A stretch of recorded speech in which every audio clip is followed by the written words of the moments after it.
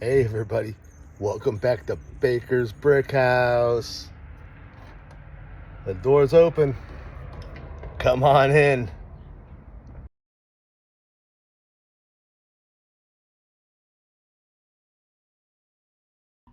Welcome back to Baker's Brick House, everyone. Grab a drink, grab a snack, make yourselves at home. Today we are going to be building this one. That's right, Asoka's Jedi Interceptor. Set number 75401. Has 290 pieces. Looks pretty cool. Comes with a Clone Wars Anakin, young Ahsoka, and her droid, the R7A7. So here we go. Let's get our build on.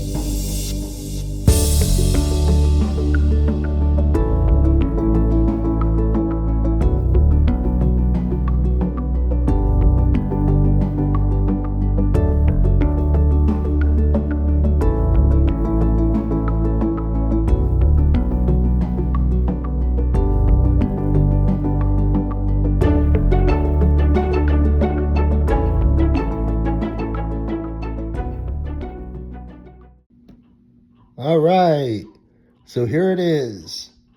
Asoka's Jedi Interceptor.